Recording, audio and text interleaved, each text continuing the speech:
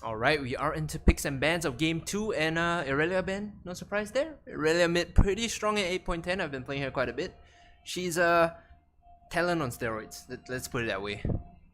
Yeah, looking at it now, I really has been seeing some play since she came out in the rework.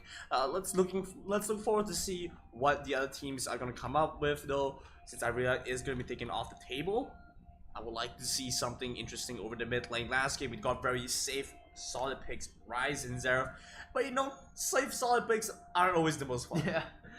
I think RSG can get away with having some fun this game. Seeing the Skarner ban does indicate that they are taking this a bit seriously at least. Noting that the Graves has been banned out as well by Team Australia, so targeted towards Kralix. A bit of respect there being shown. Yeah, I mean, you see the Graves ban, the Australian team knows, right?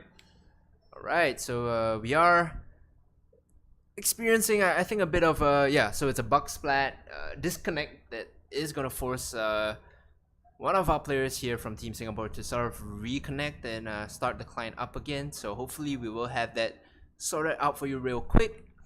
My goodness, the Singapore team is having some issues. We'll be right back, guys, right after they manage to fix this.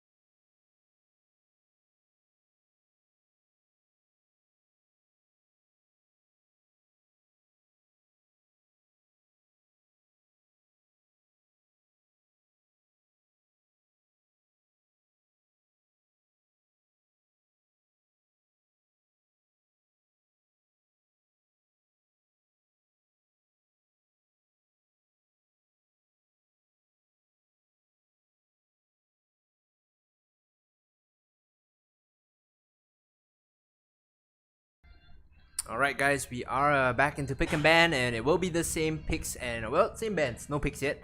As well as Graves taken away by Team Australia, and Morgana, Skarner being banned away from the Singaporean boys. Yeah, we're looking at pretty interesting bans coming out from the red team, getting rid of a lot of pick champions, which means that could potentially want to look for something that's more rotation heavy, which would be abused by that. And you can see very obvious now. Yeah. It is a trend. You get rid of the Skarner, the Morgana, the Malzahar, no more picks. They are looking for something big here. I like the fact that the Morgana has been taken away because Kra plays a really mean Thresh. Oh yeah. And removing the Morgana just means that the Thresh gets unbridled access into the backline. But no, it's going to be Xayah Rakan. Something that Ciela and Kra looked super comfortable on when they were playing Sovereign last week. Absolutely. I'm not too sold on first picking Ezreal. It is a little bit lower priority than a first pick lock-in right there.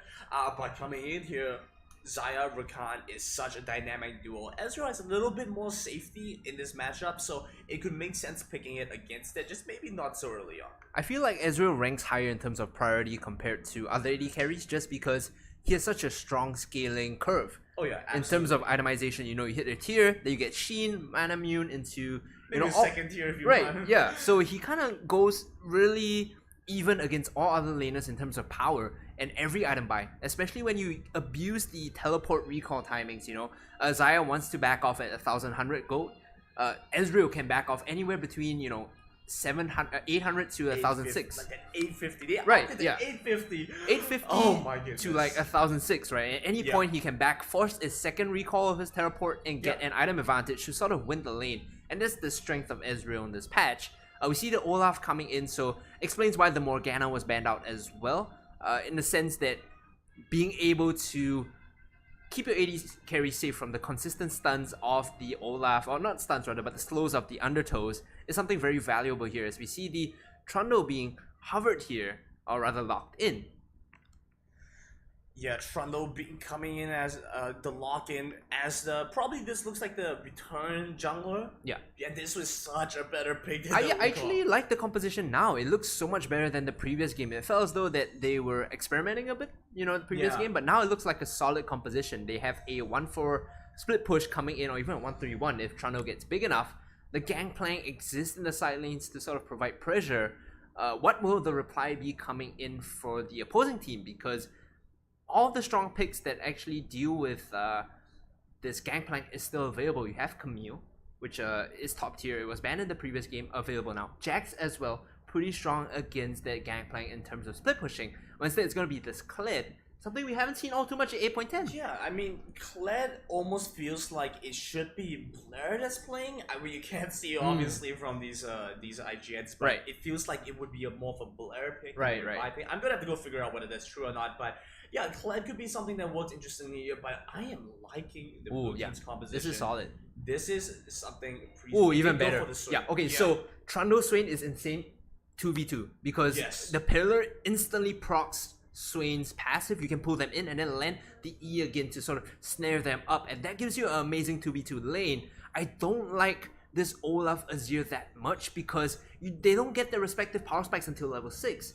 Olaf, sure he's strong with the Undertows, but the Azir really needs the items, the levels to kind of be effective later on. And that's going to be a problem when it comes to 2v2s in the mid lane.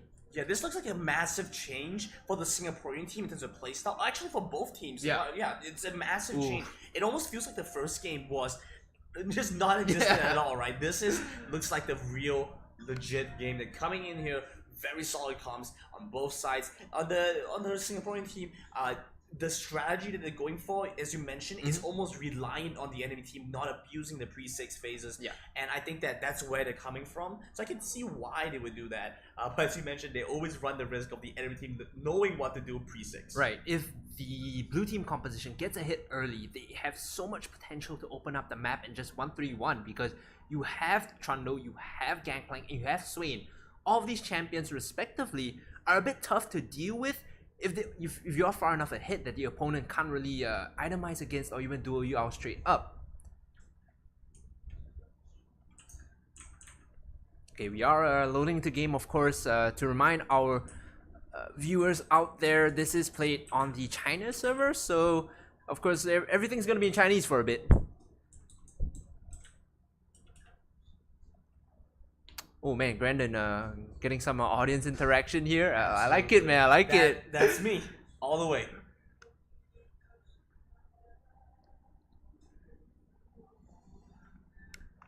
Okay, so let me talk a bit more about the level 1s here coming in, right? Definitely strength going to the blue team level 1, right? Considering you have the Swain, you have the Karma Empowered Q, as well as the Pillar of the Trundle if you want to force and engage. And that's going to be able to blow Summoner spells very quickly.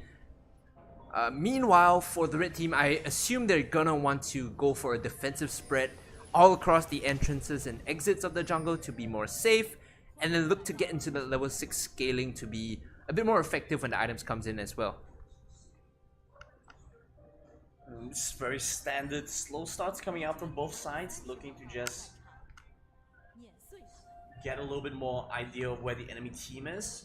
Not looking to do too much just yet, a little bit too early for Death Haze. Don't really have that much CC either. They don't have like an initiator like Braum. Yeah. But it's quite interesting to see what the Ezreal and Karma are doing right now. They are slowly sneaking into the river, but they will be met with 2 members here. If they walk in, they are almost certainly dead. Yeah, might see a collapse coming in. Olaf getting in position himself. Azir joining in from that brush right now. They got a ward down. Well, they look for more. Oh no, he's backing off. He's like, nope. Looks too fishy. I'm out of here. Okay. Start the enemy red buff. That's what I want to see. Red team should go start the enemy red buff. You see the AD carry, you see the support in the river. That should be a sign, yeah, okay. So really smart here coming from the red team. Team Singapore walking in and just taking the buff away. And this is going to be a 3-buff start from Kralix once again. Are the walls that paper thin? Can they hear me? Nah man, they're like 2 rooms away. There is no way they can hear us. I've always been told I had a loud voice, okay? Yeah, but yeah, this great call. I love the change with the wards or like the trinket system. Right, yeah. And it gives them so much early priority to deal with the early game wards. I'm loving how it's coming in. Oh my goodness, coming in here, looking at the gank. Damage coming out so much, so quick. And now nowhere left to run. The Ezreal just has to fight for his life here. Looking for a trade back, but the heal comes out and saves the Rakan. Yeah, you should always be careful when your red buff is left open, because an invade into a level 2 gank, as we mentioned, the evolution of the meta in 8.10, that's something that everyone is doing in solo queue is so scary, especially if you have a lane that snowballs when it gets ahead. And Zyra Khan, a lane typically that does really well once they hit level 3, are now just gonna get to that point even quicker. Jungle fight going on. Great response coming in here from the Azir. Knowing the susceptibility of the red buff, they're coming in here trying to look for a trade. A taste for blood from the Swain as he looks for a catch onto the Azir. But not gonna be able to do so not before the Clad comes in at least. Flash? Oh, Flash with Flash, trading back and forth, but trades are not gonna go in his favor today, and the Swain gets taken out. Azir 1-0-1, Clad 1-0-1, the Xayah 1-0-1, and now we're in the bot side, looking for a catch onto the Ezreal, more damage coming out. And 0-5 so quickly into the game, they are dominating this early game phase. Okay, so granted, I'm not gonna call it a compositional error, it's just RSG on the red team playing so much better the first 3 minutes of this game. They take the red buff, and as a jungler, Kralix is probably saying that Trundle wants my red buff.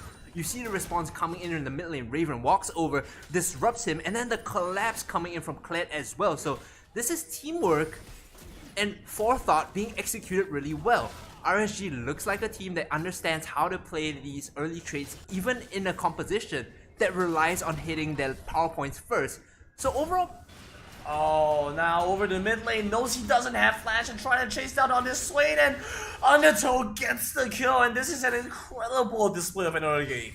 yeah, I think at this point now, you have to mitigate your losses and decide where to send the jungler. Where are you going to try and rescue? Because top lane looks like the only lane that's ahead as of now, and a Gangplank lane still can be snowballed pretty well. Absolutely, Gangplank is one of those champions that always ends up scaling. It works so well with the Swain. You have a mixture of damage and CC from the both of them, and they synergize very well because of that.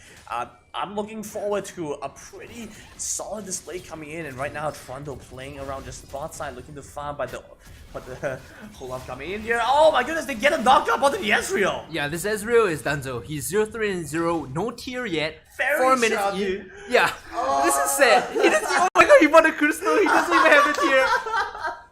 Okay. Oh no.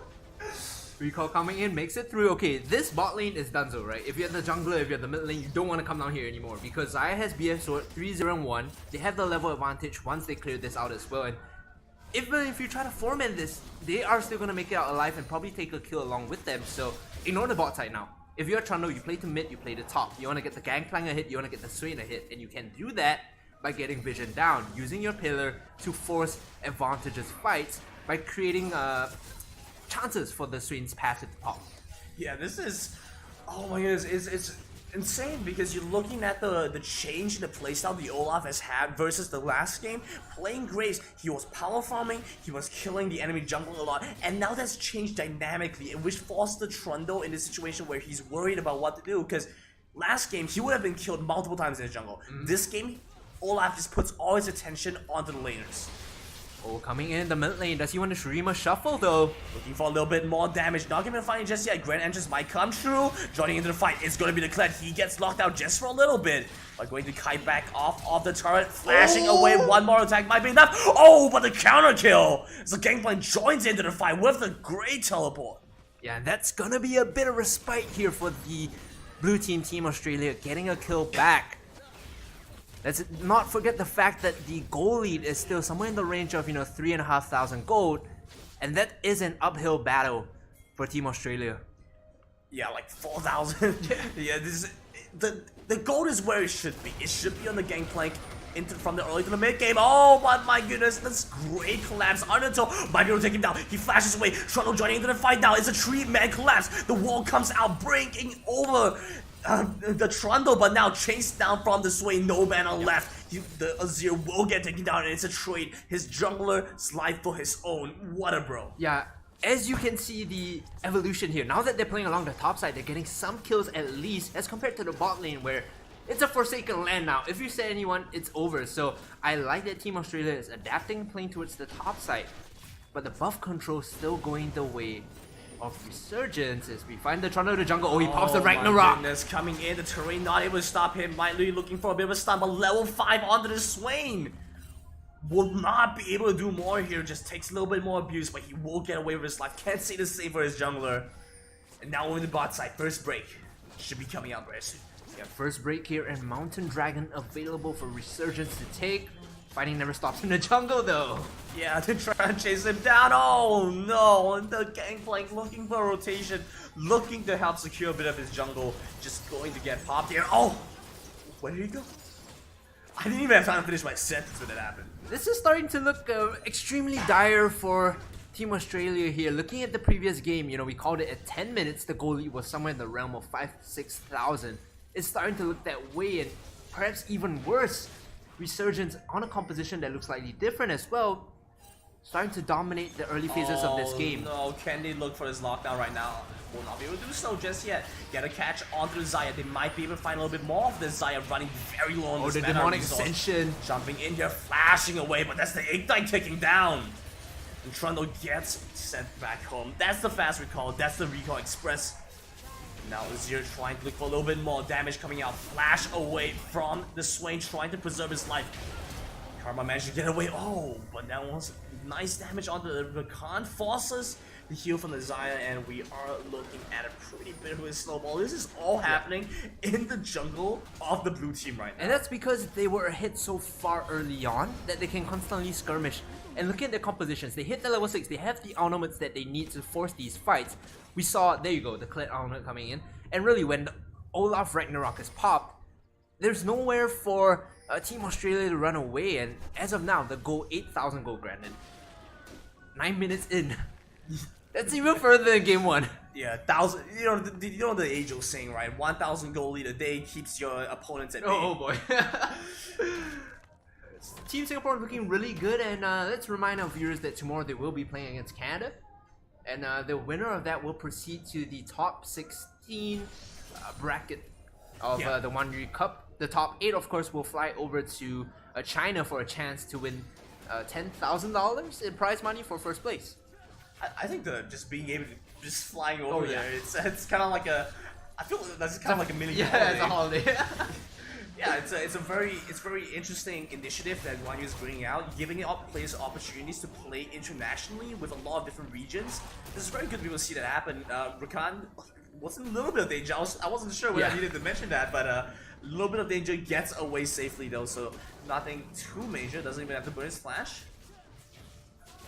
All across the board, the items coming in as well, and the CS leads speak for themselves, really. Xayah Rakan here moving towards the top side to start the siege on top tier 1. Gangplank cannot defend against this alone, he's gonna need some help. Meanwhile, the middle lane trade's coming down as well. And looking for a little bit of pressure. Ultimately coming in from Gangplank, looking to make some wave here. Oh! Gets a cannon. Oh my goodness, jumping in here. Look at this insane damage. No time to even just get away from this at all. Now they're chasing him down. Tanking turret. Xayah will be able to help her partner in crime. Get away from this one. Oh, 2 auto attacks would be enough.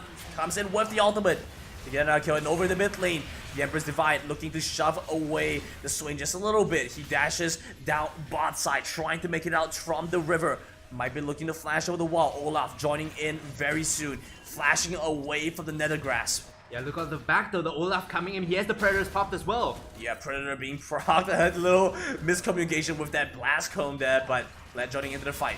A little bit more damage. They get another kill. 2 and 16. Things are looking not too good for the Blues. Oh, Grand Entrance barely hitting the Gangplank. Had that connected, that would have been a kill, and it would have been 217 Grandin. Still, the wave coming in deep and fast, and the Kled dive coming in as well. 217 incoming. I'm waiting for it. Oh, no. Uses the ultimate back. They do manage to become top power as well. That's an interesting Kled going the other way. Next order of business should be mid-tier 1. I want to provide some sort of statistical or strategic analysis of this, but Team Singapore, Resurgence, outclassing their opponents here in terms of just early map play, converting that into map pressure and just individual leads as well. So this is a team that understands the game, and if you're Canada, if you're watching this preparing for tomorrow, you have to find some way to... Hold on here. Yeah, they're looking for a chase down onto this Gangplank. Jumping forward, the Kled will do a little bit more damage. Flashes out of the turret range, dodges away from the Nether move. Oh my goodness, whoa, almost gets hit by that. Oh man, Vision Empire almost catching him. Gets away, the Rakan there for the support as well. But like I'm saying, if you're Team Canada and you're watching this, how do you prepare for tomorrow, right? You need a strong level 1. You need to be able to path your jungle route efficiently, otherwise you're just gonna lose. Chasing down onto the Karma. The Karma has to flash away. Decent amount of damage comes out. The Pillar jumping in as well. The Ragnarok coming in. The Emperor's Divide locks down onto the Trundle. That's too over aggressive. Felt confident for a moment there, but loses out on that confidence the second he realizes how potent and dangerous the enemy team is. Now they're chasing down onto this Swain. Ignite ticking away on his health bar, but it's not enough as the Swain just barely managed to run away from that. A lot of resistances on the Swain, but it's obviously not enough. Yeah, the Swain is sort of like the high point of the team right now because... Yeah, 1-for-1 is the high point. That basically is. That's the baseline for his team, but also, if you're talking about what he can bring to the team, right? Anyone from RSG overstepping the boundaries, he could still pull them in and chain CC. So that's a window for them back into this game. I mean, I say that, but it's like a 11,000, 13,000 gold lead. So it's a way for them in, not necessarily a possible one, but Oh my goodness, the Trundle, I'm not sure what he's looking to do anymore. It almost feels like he's sort of lost an idea of what he needs to do to win, and he's just doing anything that he feels like is probable. But right now, under the turret that he's forming, and the bot side, of course, that's going on as well. Xayah joining into the fight, the flash forward from the Swain, trying to look for a trade back kill. Oh, and the Gangplank overextends, looking for any form of trade back, gets taken out. Yeah, that's 3 kills very quickly across the board. 4 if you count the dead Trundle early on. Goal lead 15,000 at 14 minutes in, granted. That means that RSG have accrued 1,000 gold a minute. 1v1 here, AD carry jungle. Who's gonna win? Yeah, Looks like... I mean, if this was Siege composition, the game would be over. Yeah. But of course, it's very difficult to accumulate this kind of lead with a Siege composition. So it makes sense that, there are specific trade-offs.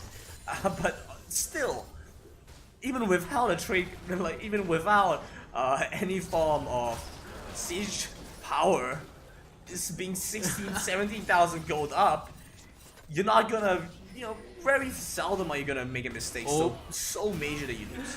Kra went for the proto belt, so he almost one-shot the Ezreal there, but it's looking really dire for Team Australia. It's a good valiant effort in the first couple of minutes, but right now it's looking a bit stompy from RSG. They're just coming in, finding kills all across the map, heading the KDA. No perfect game this time. 3 deaths already, so someone has to start reporting. They've given up. Oh boy. Brendan, games like these sometimes make me reminisce about the GPL. They run at each other, just getting kills everywhere, and sometimes Whoever has a harder hit, when they butt heads, when they run into each other, whoever has a harder hit, a quadra kill coming in here. This might be a give him the penta, give him the penta, boys. Come on. Oh my goodness, can he get the ultimate off at least? No. Oh, he might actually die here. Wow, Ignite gets baited off by the Slade. Very unfortunate. Classic GPL. Yeah, that's something that would happen there too. Let me tell you a history story. Tell you a story from the past. So in 2014 and 2015, there were a couple of teams in the GPL, that used to play the style, and they were called SAJ. Okay. And SF5, they love to run each other in the jungle and just butt hits. BKT was another one like that as well. And very often the game would be decided in the first 10 minutes, right? Whoever got the jungle pressure first. And right now it's starting to look like that. RSG were the ones that got a hit from the jungle fighting with an amount of good planning as well. And oh my goodness, level 12 on this Olaf, and he's jumping in here. Plant comes in with the teleport. They're looking to sustain the Olaf for a little bit longer. Flash away. Now they're looking for a little bit more damage onto the gangplank. Chasing it under the turret. The Azir gets another kill. Nets it for himself as he chases down onto the swing, and a double for the Glen. He managed to find quite a bit of credit for his work. Be careful of the Olaf though. Surviving for so long. This is 3 members of RSG here, taking down the mid inhibitor and looking to close out the game. The only member alive is the Ezreal with the Manamune. I have the Karma. Oh, yeah, the Karma as well. Well, not for longer. Yeah, Ezreal goes down. Now looking more Karma, perhaps. 您的余额已不足，请及时充值。 There's a weird sound coming in. I think that's the indicator letting us know that time's up for Team Australia. 您的余额已不足，请及时充值。 Hopefully a pretty quick game end. Coming here, gets the knockout, jump onto the gangplank, kill on the Karma as well.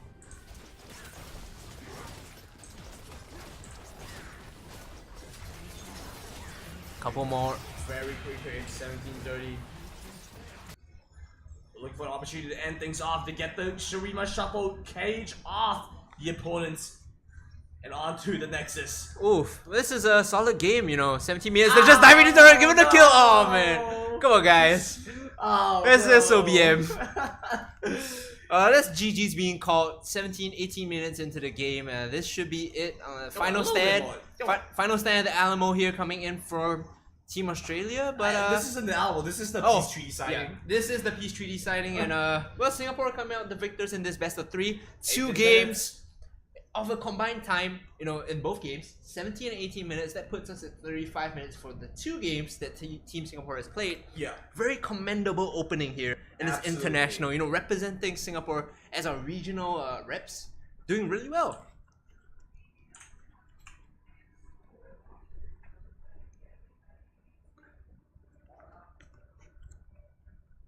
Yeah, this has been an incredible game, incredible series coming in from RSG, from the Singaporean team. I'm loving what they've been doing with themselves and coming in here, showing off very much. This is one thing I want to mention as well. This is a new level of respect I have for the team. Considering, after game 1, they could have switched things up, and granted they went a bit more aggressively, but still, they executed the level 1 pretty well, got themselves a hit, and it seemed like another day of business for them, just back to work, cleaning out the opponent's jungles and doing really well. So that game really well deserved by RSG there. Yeah, absolutely. So I think we've come to the end. Really short day. Yeah, really quick. Thank you for watching and joining in with us. Yeah. I've been Gamenism, and with me has been Hungry. Yeah, and guys, do stay tuned to the next stages of the game, where the top 16 rather will be playing in China. That will be on the 16th of June. Yeah. And do stay tuned to the Facebook page of the wanyoo PC Bang for more information. They'll be uploading that. So, Brandon, maybe swap over to the scene for them to take a look at. Absolutely. Yeah. So that's the Facebook page, guys.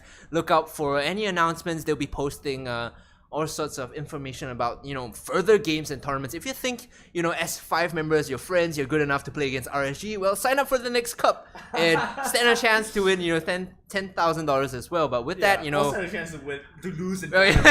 Stand a chance to lose in 15 minutes either. Yeah, that's... So with that, guys, we will be signing off for today. Thank you, and God bless. Have a good day.